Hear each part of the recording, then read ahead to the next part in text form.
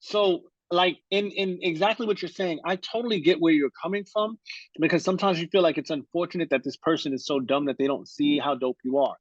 But you have to remember that you're dope, and you also have to remember that it's just not the right timing sometimes. And you also have to remember, this is a fact that you and I have to understand and recognize. Women are walking celebrities, right? Because of what they have between Explain their, what you mean all by right, that. no, no, like because of what they bring to the table, right? But what they have between their legs, the charm, the looks, the upgrade that it gives you to an extent is a great thing.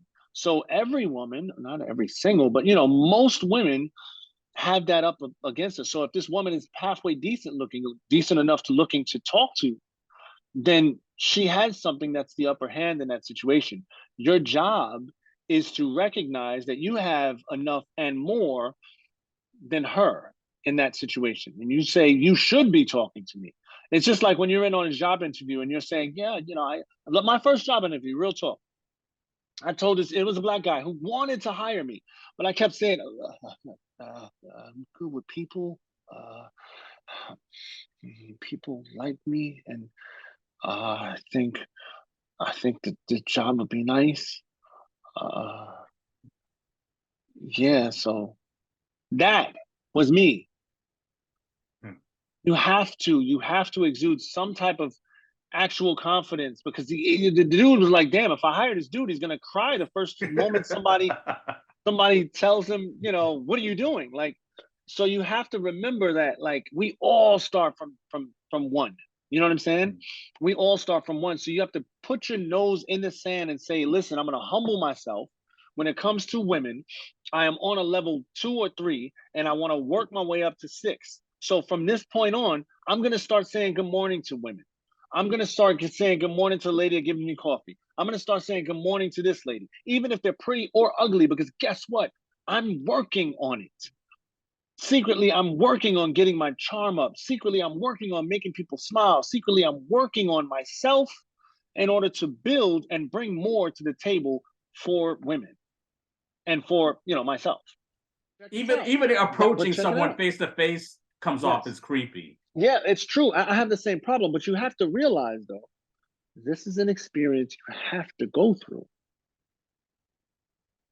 Who said a good woman was easy to find? Who said a good woman or a baddie was easy to get? It's not supposed to be easy for you to get.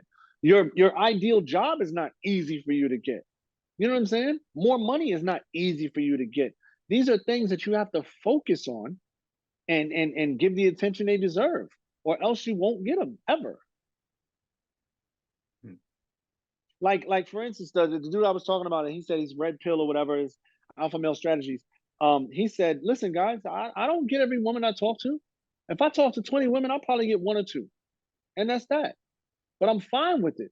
And he said it's not personal, it's not you. It's never you. It's something going on with her. It's just that, and I always look at it this way too. Like if I get a baddie and I feel bad about it in this situation, I'm like, yo, she probably would have gave me something. Or she Hmm. probably had a boyfriend. I probably would have got stabbed walking the streets with her. Or she would have taken me out of my zone. She probably would have made me broke. Or, you know what I'm saying? You got to look at the negative in that situation, because it makes you feel better because it wasn't meant to be with you and that person. Sometimes you'll get somebody that'll holler back and speak to you or whatever, this and that's fine and that's cool and that's when it flows. And say, hey, listen, I'm Rich. I'll say, hey, I'm Rich. And she's like, hey, I'm Jenna. All right, cool, Jenna. Jenna, I'd like to see you again. When can we make plans? Even if it's just a coffee meetup or something for our first date to actually plan our first date. I'd like to meet you in a public space so that I know you're not crazy. And then when you say that, it's kind of a joke. And then she laughs it off or whatever, and you're like, but seriously, like when can we hang out so we can, get to know each other a little better? And she's like, well, I'm just getting over something, whatever this and that. That's just her finding out if you're gonna be persistent. So right then and there, when she says, well, I'm just getting over something, you said, you know what? I understand where you're coming from. I'll be here, I'll be around. We've seen each other once. We'll leave it up to fate. You have a great day and get the f out of there.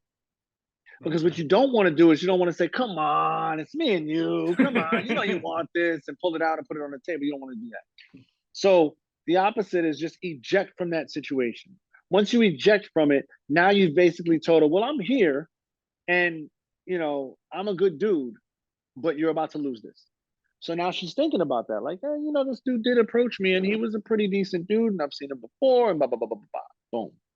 Like, how do you navigate that? It's like you want to be respectful and you want to be assertive. I'm trying to tell you, it's like, how can you do both? There's no perfect balance to it, bro. I'm trying to tell you. Women like a man that takes charge because she wants someone she can respect. She doesn't want a man that has to ask permission. Okay, I'm gonna put it in now. Okay. Do you mind if I put it in now? Do you mind if I go a little harder, maybe? Huh? How about a little smack on the cheek? Can I do that, please? Huh? Okay, I'm gonna try to pull your hair. Do you want me to pull it hard? Do you want me to try? Come on, bro.